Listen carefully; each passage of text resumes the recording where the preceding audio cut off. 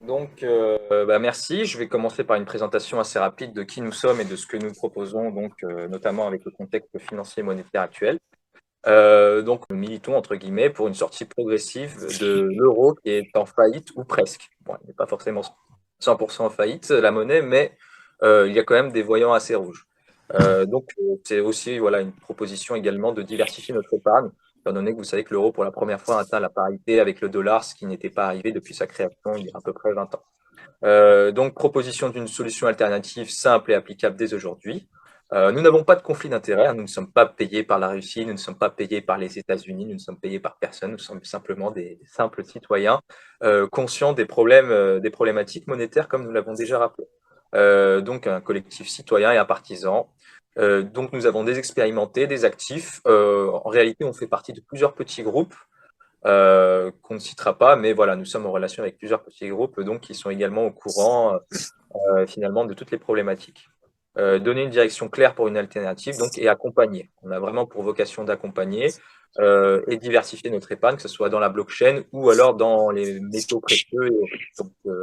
Pour être tout à fait honnête, par exemple, nous avons acheté, voilà, enfin, moi personnellement, j'ai acheté un peu de quelques piécettes d'or donc cette semaine et c'est ce que je fais à peu près chaque mois depuis 3-4 mois. Nous ne sommes pas là pour la spéculation, nous ne promettons pas des millions d'euros en investissant sur la crypto-monnaie comme certains vendeurs de rêves. Voilà, vraiment, encore une fois, c'est vraiment une problématique de la monnaie, donc qui est un moyen d'échange. Nous sommes également là pour faciliter donc les moyens d'échange et les réserves de valeur. Donc un peu de contexte, vous n'êtes pas sans savoir que l'inflation explose en Europe un peu partout et qu'on atteint des niveaux donc qui n'ont pas été atteints depuis 30 voire 40 ans pour certains pays. La France, dans ce contexte, en tire un petit peu mieux que le reste de l'Europe, mais c'est à relativiser. Plusieurs choses. Déjà, tout d'abord, il y a eu quand même pas mal d'aides, donc étant donné que la France est quand même championne du monde dans tout ce qui est redistribution et prestations sociales, on a pu, entre guillemets, limiter la casse de l'inflation, notamment ce qui concerne l'énergie. Donc l'électricité n'a pas augmenté de 35-40% cette année, comme ce qu'aurait pu prévoir le marché. Par contre, l'INSEE également, donc il faut savoir que l'INSEE, dans ses calculs d'inflation, comment dirais-je, sous-pondère donc l'énergie. Donc tout ce qui est l'immobilier. Donc tout ce qui est immobilier compte à peu près pour 10% du budget d'un ménage, alors qu'on sait que dans la réalité, l'immobilier, c'est plutôt du 30-35%, voire plus quelquefois. Comme vous pouvez le voir donc, sur la carte, en Allemagne, on est sur du 7,6%, en Angleterre 9,1%. Ces pourcentages sont à augmenter puisqu'en juillet, on a encore battu des records, notamment en Allemagne avec plus de 8%. En Espagne, on est sur du 10%. Et vous voyez bien donc à droite donc la Turquie à 78%. L'inflation touche tout le monde et pas uniquement l'Union européenne ou la zone euro. Euh, une autre chose à signaler, c'est que l'Allemagne, pour la première fois, a enregistré un déficit commercial. On sait très bien qu'il y a quand même, on va dire, une petite scission entre Europe du Nord et Europe du Sud. Donc, l'Allemagne qui enregistre un déficit commercial n'est pas arrivé depuis plus de 30 ans. Un peu d'histoire, l'exemple de l'écu. Comme tu l'as dit, Florent, toutes les monnaies n'ont pas vocation à perdurer dans le temps. En réalité, c'est même l'inverse. En général, il y a des cycles économiques qui font que les monnaies s'écroulent. Ça peut prendre 100 ans, 200 ans, 300 ans, mais en général, les monnaies s'écroulent. Ici, on a l'exemple de l'écu après la Révolution française qui est arrivée donc pour plusieurs raisons. La Révolution française, je ne souhaite pas faire de cours d'histoire, mais il y a quand même une augmentation des prix en général toujours au début. Donc ici, le prix du pain. L'écu, après la Révolution, est donc tombé à zéro. On a d'autres monnaies qui sont tombées quasiment à zéro, enfin qui ont voilà, perdu énormément de pouvoir d'achat. On peut parler du Venezuela qui était un pays riche, contrairement à ce qu'on peut croire. On peut parler de l'Argentine aussi, qui était la septième économie mondiale au lendemain de la Seconde Guerre mondiale. Donc il ne faut pas croire que ça n'arrive qu'aux pays, entre guillemets, dits du tiers-monde. Ça peut arriver même à des pays développés. Et ici, on a l'exemple de la France, qui était quand même une des plus grandes puissances économiques et politiques. On peut passer à la slide suivante. Le dollar, on peut prendre l'exemple du dollar. Le dollar qui a été imprimé comme jamais ces dernières années. Et donc, depuis 1900, on a perdu à peu près 92% de sa valeur. C'est-à-dire qu'avec un dollar, donc il y a 100 ans, vous pouviez acheter bien plus qu'avec un dollar aujourd'hui, notamment depuis les impressions monétaires et donc tout ce qui est lié à l'inflation. pour faire assez simple pour des personnes qui pourraient nous écouter, plus une monnaie est disponible et plus il y a de monnaie d'imprimée, moins la monnaie a de la valeur. Je donne un exemple. S'il y a 1000 billets de 1 dollar dans un pays, dans une économie donnée, vous pouvez donc supposer qu'un dollar a beaucoup plus de valeur que s'il y avait, je ne sais pas moi, 5000 milliards de billets de 1 dollar dans un même pays, puisque c'est la rareté. Voilà, je fais très simple. Et donc, toutes les prévisions d'inflation euh, par la BCE ou par la Fed ont été ratées, entre guillemets, hein. Donc, on a la secrétaire, enfin, on a la présidente de la Fed, donc Yellen, qui avait dit il y a un peu plus d'1 an qu'il n'y aurait pas d'inflation. Et donc, qui s'est excusé très récemment pour ses prévisions manquées. On peut dire la même chose pour la BCE. Ouais. Un peu d'actualité, Florent. Tu en parlais tout à l'heure, donc je pense que tu sais ce qui se passe donc au Sri Lanka avec l'hyperinflation qui arrive et donc tout ce qui s'ensuit, révolution, révolte et donc démission. En Chine, qui n'est pas non plus réputé pour être un pays entre guillemets en difficulté macroéconomique, il faut savoir que la Chine a passé des lois donc pour annuler les retraits bancaires, notamment en cas de passe rouge. Par exemple, si vous êtes un professeur et que vous souhaitez manifester contre tout ce qui est, je ne sais pas moi, contre toutes les atteintes liberticides ou financières qui vous touchent, vous ne pouvez pas prendre le bus puisque voilà, votre passe est annulé. Donc les crypto-monnaies d'État qui arrivent à Maurice donc, en fin 2023 et en France, on a donc la Banque de France qui a justement mis en évidence qu'on a atteigné donc une étape supplémentaire dans les tests pour un euro numérique. Saisie d'épargne, donc comme au Canada, pour tout ce qui est actuellement le contexte financier actuel. On a donc Justin Trudeau qui a proposé, enfin qui a tout simplement gelé les comptes bancaires de toutes les personnes qui soutenaient les révoltes de camionneurs au Canada. Peu importe qu'on soit d'accord ou pas avec ces révoltes, c'est possible. Donc si aujourd'hui ce sont des révoltes de camionneurs, demain ça peut très bien être autre chose. Toutes les personnes qui ont été liées de près ou de loin, notamment avec des dons, ont vu leur compte bancaire gelé. Pareil pour les comptes russes. Encore une fois, je ne souhaite pas faire de politique et dire qui a tort ou qui a raison, mais on a des particuliers. Je parle bien de particuliers, je ne parle pas de membres du gouvernement russe. Encore un membre du gouvernement russe, ce serait compréhensible, puisqu'on est, entre guillemets, en guerre interposée par proxy.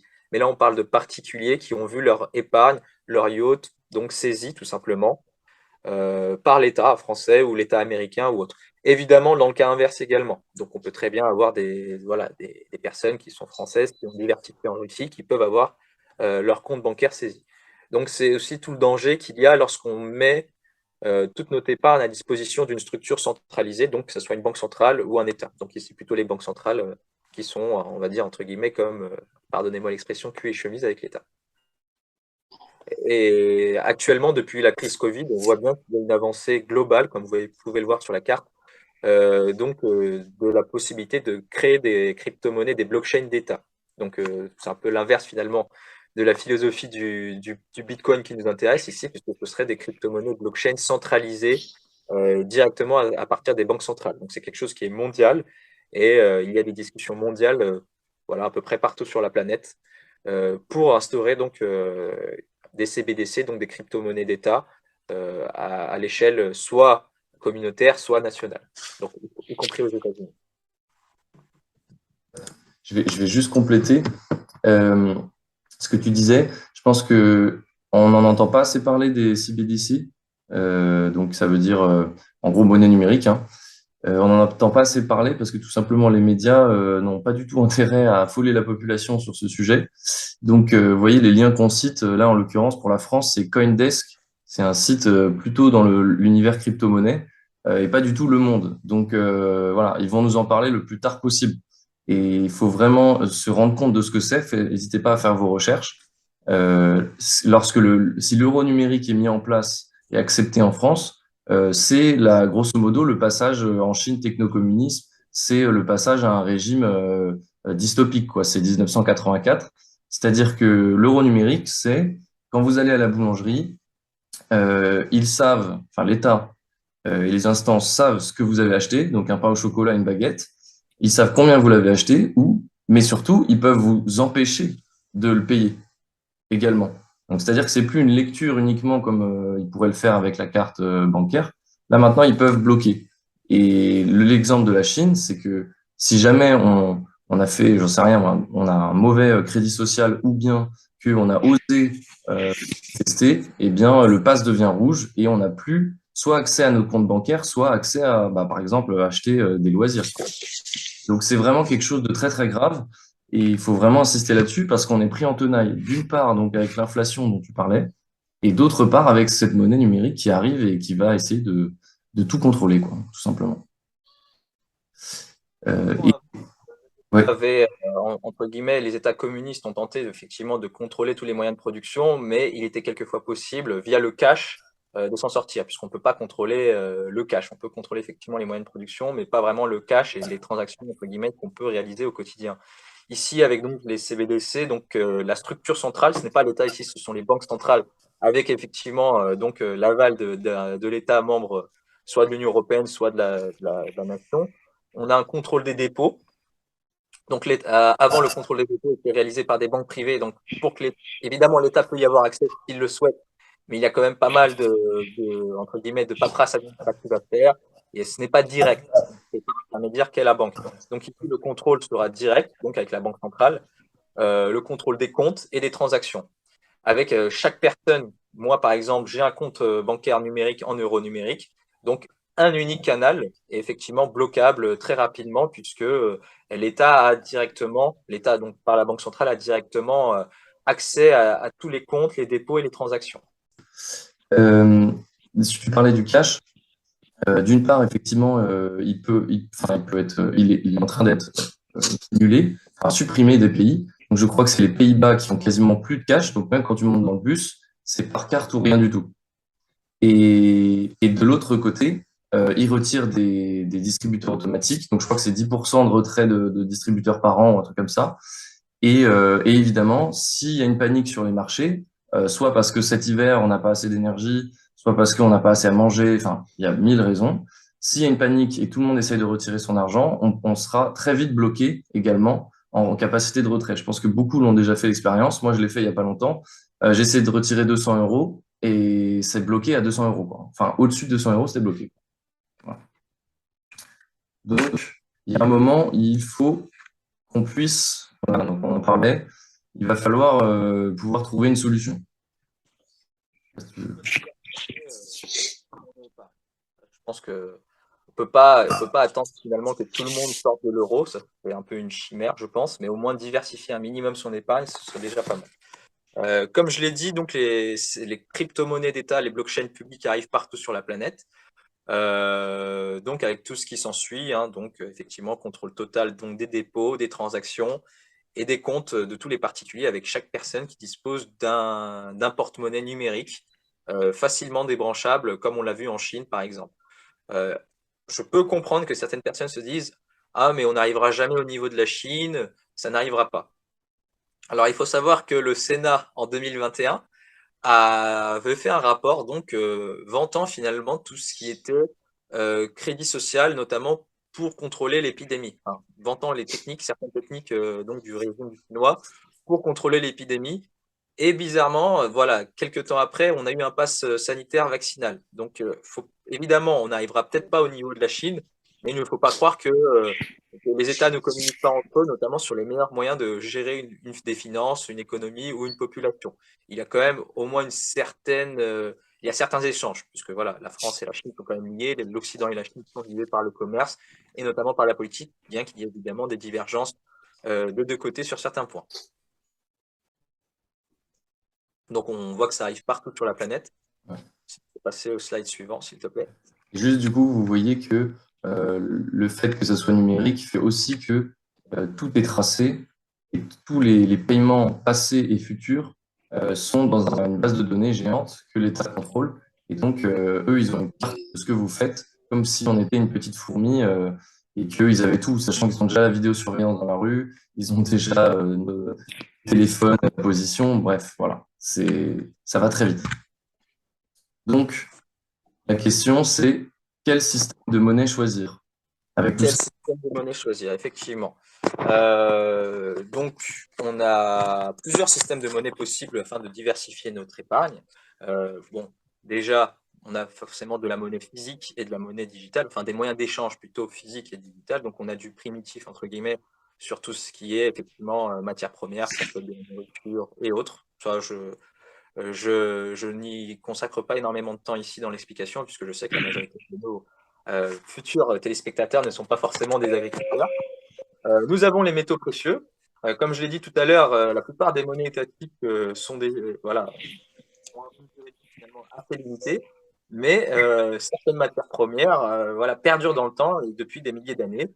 Donc c'est le cas de l'or et de l'argent qui, quoi qu'il arrive, auront toujours une valeur jusqu'à preuve du contraire, notamment puisque ce sont voilà, des matières premières rares et donc limitées dans le temps, contrairement aux monnaies étatiques qui sont imprimées.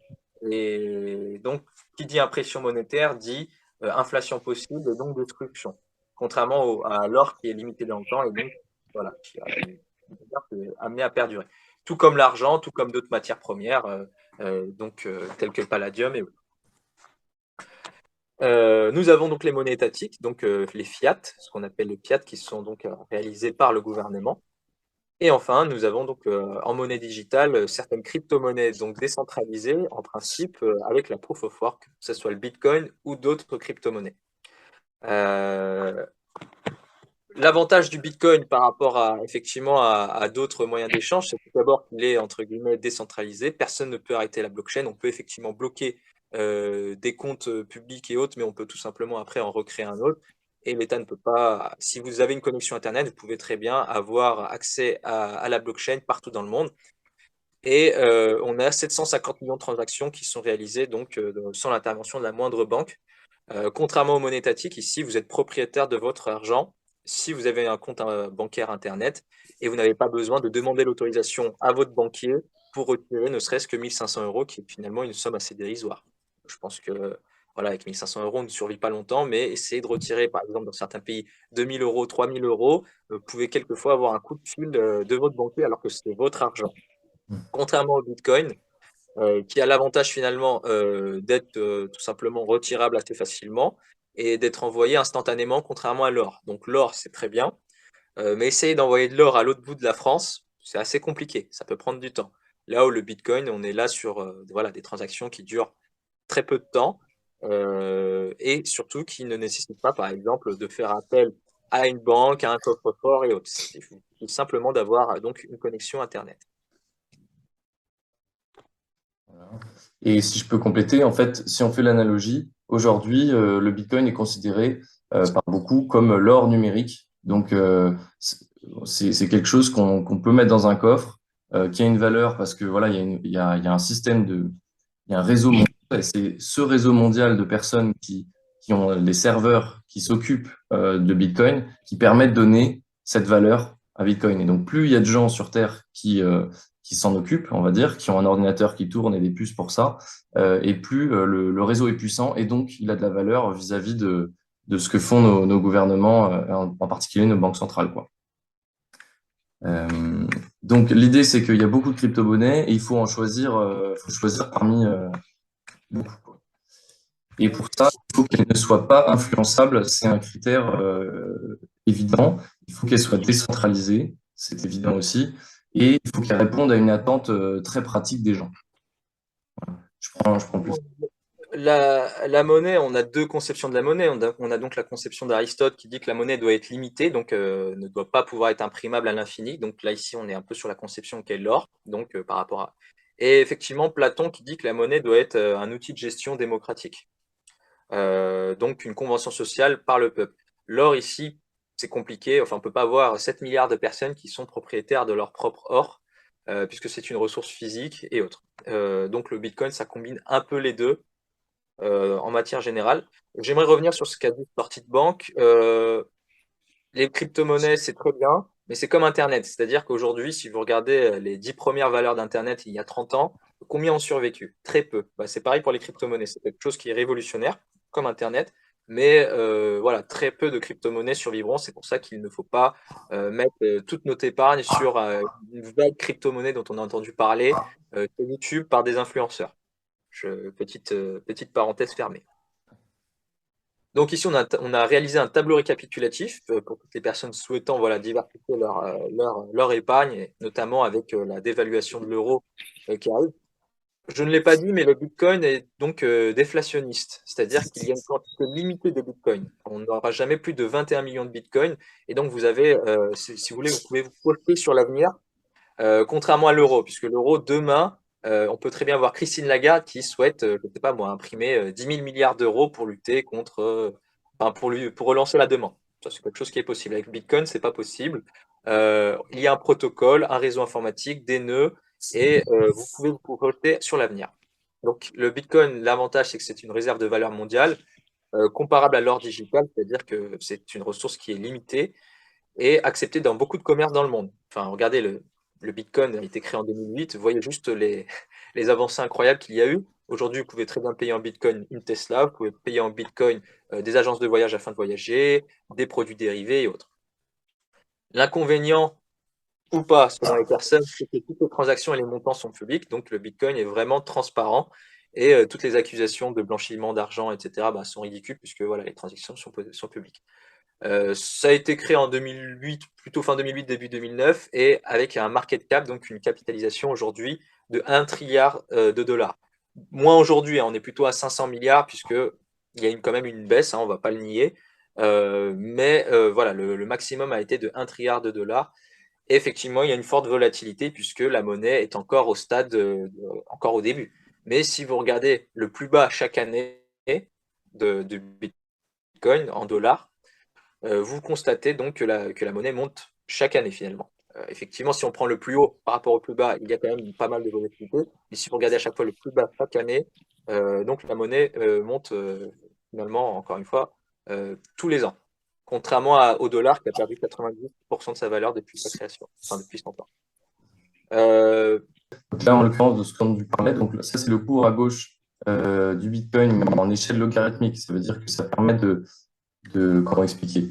En fait, comme il est déflationniste, comme tu disais, que sa quantité est limitée, eh bien, naturellement, et c'est valable avec n'importe quelle ressource, son cours est exponentiel, grosso modo, parce que moins il en reste, plus tout le monde s'excite pour en avoir, et donc son cours voilà, décolle. Et donc, c'est pour ça qu'on regarde souvent en échelle logarithme, pour voilà, remettre de manière plus visuelle. Et donc, vous voyez que voilà, on suit une montée. Il y a de la volatilité entre temps, il y a des pics, il y a des creux, mais voilà, grosso modo, il ne fait que prendre de la valeur au fil des années. Voilà, La ressource est limitée, c'est contrairement au ça. dollar, C'est ça. comme Alors pour que le le. dollar, lui, est primé. Et si on complète avec. Donc, en fait, nous, notre idée, c'est de se dire quelle direction on peut se donner, nous, citoyens. Et donc, on a besoin de quelque chose d'anonyme et intraçable. Parce que le problème de Bitcoin, c'est qu'effectivement, c'est la réserve mondiale, mais tout ce qui est payé, comme il disait, tout est public. Donc, on sait ce qu'il y a sur le wallet, sur le portefeuille, et on sait combien a été envoyé et quand. Donc, c'est pas bon pour cette phase un petit peu compliquée politiquement, etc., qui arrive. Et donc, il nous Ça faut. dépend. Après, ça dépend. Voilà, effectivement, si vous êtes vraiment, entre guillemets, paranoïaque, hein, pardonnez-moi l'expression, le Bitcoin a un gros problème sur ce point-là. Mais si vous êtes monsieur ou madame tout le monde, voilà, et que vous faites vos courses sur Internet et autres, je pense qu'il n'y a pas besoin de. Enfin, je pense que le Bitcoin permet de rassurer aussi. Puisque C'est vrai. parmi, parmi les accusations ridicules dont feront l'objet des crypto-monnaies, il y a effectivement l'accusation de terrorisme, hein, comme Internet a été accusé de financer, enfin d'aider le terrorisme, etc. Le Bitcoin permet au premier abord donc de rassurer, puisque finalement tout est traçable, donc enfin, ça n'a aucun intérêt de financer le terrorisme avec une traçabilité. Surtout que les dollars aussi, ou les euros, ou les dinars, ou peu importe, aussi, on n'a pas eu besoin finalement des crypto-monnaies pour financer des actions violentes ou terroristes. Euh, Et donc, Comme je l'ai dit, donc le Bitcoin a quand même une forte instabilité par moment, même si à terme on est toujours gagnant puisque la monnaie est déflationniste. Pour diversifier tout cela, vous avez donc des dollars stablecoin, donc des crypto-monnaies stables par rapport au dollar, donc l'USDT ou l'USDC. Donc la valeur est très stable, utilisée mondialement, donc ça a aussi un gros market cap. C'est l'inconvénient, c'est que l'inflation lente du dollar, toutes les transactions et les montants sont publics. Voilà, c'est une monnaie qui est très stable et si vous regardez l'évolution par rapport au dollar, voilà, on est toujours sur du maximum 10, 15, 20% au-dessus ou en dessous. Donc, c'est vraiment quelque chose qui est très stable et qui est indexé par rapport à la monnaie mondiale qu'est le dollar si, encore une fois, vous n'avez pas confiance au Bitcoin. La troisième crypto-monnaie, donc, qui est Monero. Donc ici, c'est une crypto-monnaie donc, qui est totalement anonyme et intraçable et vraiment décentralisée, beaucoup plus que le Bitcoin. En réalité, je ne reviendrai pas sur les détails, vous ferez votre propre recherche si ça vous intéresse. C'est utilisé depuis 2014, donc c'est un projet qui a quand même pas mal d'années, donc 8 ans, notamment sur le Darknet et dans le monde en général, pour toutes les personnes qui sont tout simplement soucieux de leur vie privée. Puisqu'avec Monero, vous pouvez très bien décider d'envoyer ou de réaliser des transactions et l'État ne peut pas savoir finalement ce qu'est la transaction, même si elle demande à la plateforme. Les Monero sont, encore une fois, totalement anonymes. Donc, vous pouvez faire ce que vous voulez. Si vous êtes un camionneur, par exemple, et que vous décidez, voilà, dans votre âme et conscience, de soutenir un mouvement, vous pouvez très bien le faire et vous n'aurez pas vos comptes bancaires bloqués. Par contre, il peut y avoir des plateformes qui interdisent les Monero. Ça, c'est possible, ça arrive avec Kraken et autres. D'où l'intérêt d'aller sur des plateformes décentralisées et de conserver votre clé de sécurité. Voilà, encore une fois. Plus difficile à obtenir que le Bitcoin parce que beaucoup moins populaire. Moins de commerces les acceptent pour l'instant, mais certains commerces et certains sites acceptent, encore une fois, vous pouvez très bien, par exemple, décider de soutenir certaines causes avec le Monero ou même de voyager avec du Monero. Certains le font de plus en plus et c'est la monnaie la plus utilisée après le Bitcoin sur Internet. Je parle de la crypto-monnaie, la blockchain la plus utilisée. Évidemment, boudée par les institutions, ce qui explique, entre guillemets, son market cap, donc sa taille assez modeste. Donc, le marché est estimé à 2 milliards de dollars, mais vraiment réalisé par des particuliers. Et enfin, vous avez donc des dollars ou de l'or, donc certains tableaux récapitulatifs en dollars ou en or. Donc les premiers et seuls stablecoins anonymes et intraçables au monde, donc XUSD et XAU, trésorerie de commerce stable et sans volatilité, plus difficile à obtenir qu'à l'USDT et beaucoup plus jeune. Par contre, là, c'est quelque chose voilà, que je ne conseillerais pas à monsieur et madame tout le monde qui ont beaucoup d'épargne à mettre ou à diversifier, puisque cette dernière ligne existe depuis 2018 et a un market cap vraiment de plus de 15 millions de dollars. C'est-à-dire qu'on ne sait pas vraiment qui est derrière, etc. Ce n'est pas tant utilisé que ça au quotidien. Mais c'est quelque chose, voilà, c'est une piste qui est toujours à explorer. C'est ça. Donc, si vous n'avez pas écouté les médias, encore une fois, toutes les monnaies d'État sont inflationnistes. Donc, voilà, elles sont amenées à perdre de la valeur au fur et à mesure du temps, puisque les États, pour financer des guerres, des déficits et autres, sont tentés effectivement d'imprimer des dollars afin d'avoir des dettes qui coûtent moins cher à rembourser demain qu'aujourd'hui. Par exemple, 100 euros à rembourser aujourd'hui coûtera plus cher que 100 euros demain si on continue l'inflation, puisque 100 euros dans 30 ans vaudra beaucoup moins que 100 euros aujourd'hui. Ben, c'est la même chose pour les dollars. Et vu que là, le Bitcoin, comme je l'ai déjà dit, est une monnaie déflationniste, bah, c'est tout simplement l'inverse, c'est-à-dire qu'un Bitcoin aujourd'hui vaut moins qu'un Bitcoin dans 10 ans, dans 15 ans. Vous voyez bien, donc une image parle plus que 1000 mots. Je vous laisse constater l'évolution du pouvoir d'achat d'un dollar par rapport à un Bitcoin. Alors, Le niveau d'adoption du Bitcoin dans le monde, là, ça va être mon dernier, je pense, je vais aller très rapidement. En France, étant donné qu'on est quand même dans une zone monétaire assez développée, donc l'Occident reste quand même voilà, très développé, bien qu'il y ait une crise financière qui soit déjà là en réalité, on a un taux d'adoption qui est quand même beaucoup plus bas. Plus le taux d'adoption sera élevé dans le monde, plus effectivement le Bitcoin sera stable, entre guillemets, et on n'aura pas du 70% d'une journée sur l'autre. Et vous pouvez constater donc à droite donc de l'image que les pays avec les monnaies donc les plus instables, que ce soit la Turquie, le Nigeria, voire l'Argentine, disposent donc tout simplement d'adoption élevée, puisque c'est aussi le Bitcoin un moyen, ils ont compris donc dans ces pays, les citoyens ont compris que le Bitcoin est un moyen de protéger ou de diversifier son épargne. En Turquie, quand vous avez une inflation de 75% sur l'année, forcément, votre monnaie perd de la valeur et vous êtes tenté d'avoir du Bitcoin. Pareil pour l'Argentine, pareil pour le Salvador, donc, et pareil pour la Russie qui fait par exemple l'objet de sanctions. donc, nous parlions de l'adoption dans le monde. En réalité, nous, la France, on a eu tellement de matraquage par les médias que les gens ont eu peur, ils ont réussi, les gens ont eu peur, et en fait, on est, malgré être un pays relativement développé et technologique, eh bien, on est parmi les derniers pays du monde en termes d'adoption. crypto-monnaie et Bitcoin en particulier. Donc, voilà, on a pas mal de chemin à rattraper. Pour information, en Europe, la moyenne est à 10-12% de personnes qui possèdent au moins une partie, enfin un bout de jeton de crypto-monnaie. Donc voilà. Donc je pense que c'est le moment à nous de prouver qu'on est capable d'être une nation quand même un petit peu en avance et technologique et de suivre le mouvement mondial puisqu'on est très en retard par rapport aux autres. Et ce qui est intéressant, ce qui est paradoxal, c'est que par contre, le gouvernement, lui, son CBDC, il est très en avance. C'est rare, mais cette fois-ci, l'euro numérique est lui très en avance puisqu'on parlait donc de fin de phase 2 en 2023 et potentielle application en 2024. Donc là-dessus, ils ne sont pas à la traîne. Alors, hop. Donc, ce dont nous aurions besoin en urgence, avant que l'inflation dérape ou qu'ils prennent le contrôle, il y a deux parties, je pense qu'il faut bien distinguer. C'est la réserve de valeur, celle qu'on met dans un coffre, qui ne bouge pas, très peu, et celle qu'on utilise pour échanger, pour payer des services, pour se payer entre nous. Voilà. Et donc, sur la partie réserve de valeur, nous, on va pas, déjà on ne conseille pas, on fait pas de conseil d'investissement, mais voilà, on va pas donner de direction, chacun fait comme il veut. Nous, ce qu'on veut juste vous expliquer, c'est sur la partie crypto et Bitcoin en particulier.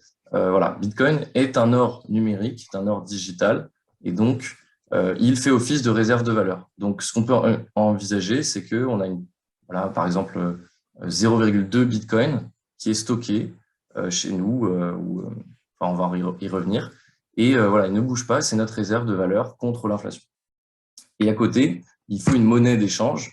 Et donc là, c'est différent le cahier des charges, on va dire, puisque cette fois-ci, il faut que ça soit vraiment anonyme et intraçable, parce que sinon, on se met nous-mêmes dans un CBDC, on se met nous-mêmes dans un euro numérique. Donc, c'est la première condition. Et pour ça, malheureusement, Bitcoin n'est pas... Alors, je vais dépasser ça. Bitcoin est traçable. Alors, il y a des méthodes pour ne pas être tracé, qui s'appelle le mixage notamment, mais c'est pas à la portée de tous. Ça rend les choses un peu plus compliquées. Il y a la version monnaie du Bitcoin, s'appelle Lightning Network.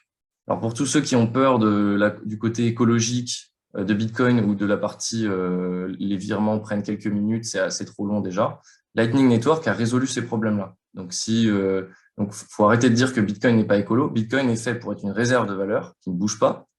Et par-dessus, il y a eu un mode monnaie, donc le Lightning Network, qui a été créé et qui permet de payer instantanément avec aucun frais et de manière écologique puisque ça consomme très très peu.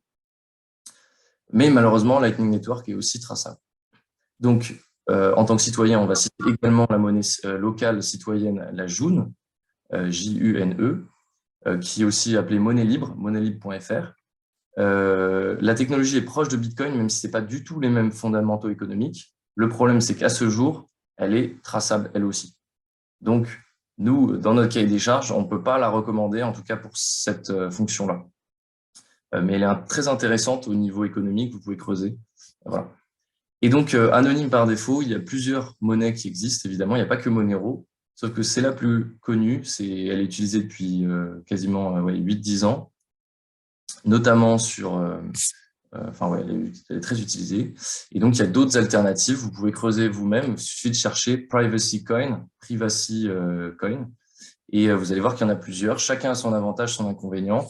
Nous, on est allé à l'essentiel et au plus résilient, on va dire.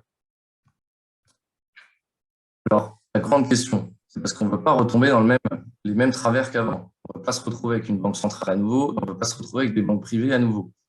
Et donc, la puissance de cet outil, qui est révolutionnaire et qui va changer ce siècle, c'est qu'aujourd'hui, on a réussi à créer un moyen d'échange où il n'y a plus besoin d'avoir d'intermédiaires. Et les intermédiaires, quelque part, c'est tout le réseau. Et le réseau, c'est n'importe qui. C'est vous, c'est moi. Il y en a, donc là, c'est l'Europe, mais il y en a partout dans le monde. Et donc, c'est des gens qui ont leur ordinateur qui est connecté à Internet et qui va effectuer des vérifications de tous les paiements, en fait, quelque part. Donc, grosso modo, si je fais très simple, la banque centrale, c'est une banque décentrale et c'est tout le monde. C'est vous, c'est nous, c'est voilà. Donc, c'est citoyen, c'est souverain et donc c'est très puissant. Que j'ai rajouté là-dessus. Donc, évidemment, c'est privé, donc on ne sait pas qui est derrière ces serveurs, et on ne sait pas qu'est-ce qui a été envoyé et à qui. Voilà. Alors, un point à noter, c'est que Bitcoin, pour le miner, c'est de préférence, il faut un matériel un peu spécifique qu'il faut acheter. C'est un peu un investissement. Et alors que dans le cas de Monero, chacun peut devenir mineur, on appelle ça, donc ça veut dire vérificateur en fait, avec son simple PC. Donc il y a une appli à télécharger, un logiciel, et puis ça démarre. Et on devient, voilà, on apporte au réseau en quelques minutes. Voilà. Je vais compléter sur un point, c'est que voilà, certains pays, on a beaucoup de personnes donc qui nous disent donc que certains pays ont interdit le Bitcoin, interdit Monero, interdit ci, interdit ça. Par exemple, la Chine effectivement a interdit le minage de Bitcoin sur son propre territoire. Bah, ce qu'ont fait les mineurs chinois, donc ceux qui créent donc le Bitcoin, ceux qui ajoutent un bloc, bah, étant donné qu'ils avaient besoin simplement d'une connexion Internet et d'un matériel, et bah, ils ont simplement déménagé au Kazakhstan, tout simplement pour continuer à miner du Bitcoin tranquillement. Donc même en réalité, même en cas d'interdiction, si vous souhaitez être mineur ou souhaitez voilà créer la monnaie et autres, pour Monero par exemple, ou si vous souhaitez en faire l'acquisition, étant donné que c'est décentralisé, même si vous avez une interdiction, vous pouvez très bien, avec une mobilité géographique, vous pouvez très bien aller ailleurs, contrairement à des euros ou des dollars, parce que si vos dollars sont bloqués par la banque centrale, eh ben, vous ne pouvez rien faire. Vous pouvez partir même sur Mars si vous le souhaitez, ça ne changera rien.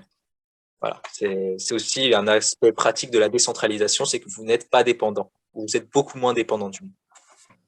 Et pour compléter là-dessus, sur cette partie de censure, si jamais la France décide que Monero, Bitcoin sont interdits, c'est déjà arrivé dans l'histoire qu'on interdise l'or. Et donc, pendant, je ne sais plus, 8-10 ans, on n'avait plus le droit de posséder d'or, ou alors il fallait avoir tout déclaré, etc. Eh bien, ça risque d'arriver, hein, on est tout à fait transparent là-dessus. Mais dans le cas en l'occurrence, Monero, soit vous arriverez à être intraçable en France, soit tout simplement, il suffira de se connecter à Internet. En fait, le réseau blockchain se gère automatiquement et donc il ira chercher les mineurs, les serveurs qui sont en dehors de France, tout simplement. Voilà.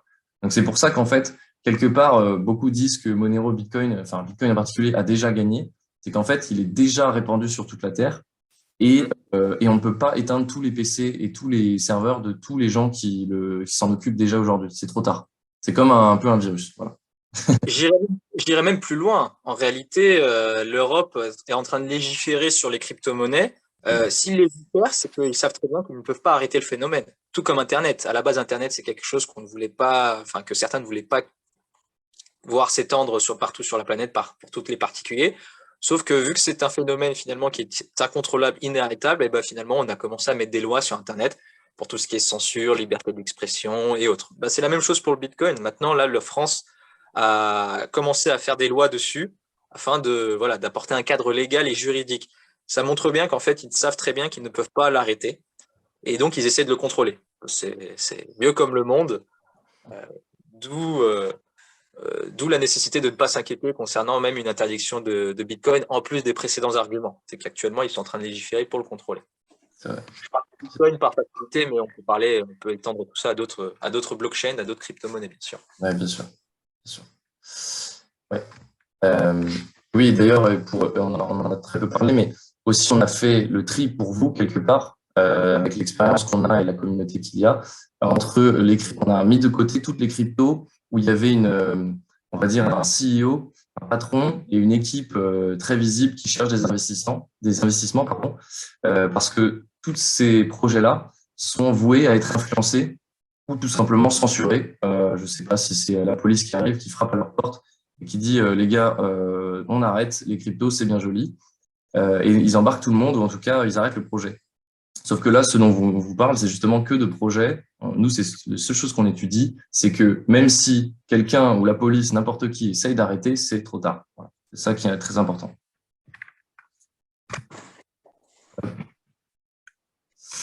Alors, un exemple pratique. Alors, c'est pas un conseil d'investissement ni un conseil financier, c'est juste un exemple qu'on donne nous. Voilà.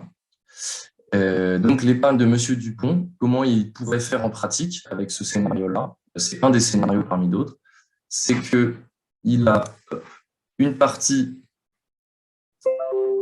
et argent, un certain pourcentage que lui-même a défini, qu'il a mis dans un coffre. À côté de ça, il s'est dit, le problème, c'est que c'est pas très pratique pour les échanges ou si je dois l'envoyer à ma famille ou etc. pour être résilient. Donc, je vais prendre aussi du Bitcoin. Il en a pris 0,1. Donc, c'est important de préciser qu'on n'est pas obligé de prendre un Bitcoin. On peut prendre jusqu'à des millièmes, des centièmes de Bitcoin. C'est très important parce que beaucoup bloquent là-dessus. Et donc, il a deux choix, grosso modo. Il va le stocker soit sur une clé, une sorte de clé USB. La plus connue, c'est Ledger, Ledger. En plus, c'est une boîte française. Donc, soit il le stocke sur une clé, c'est l'équivalent de son coffre-fort, soit il va le mettre sur une app sur son téléphone.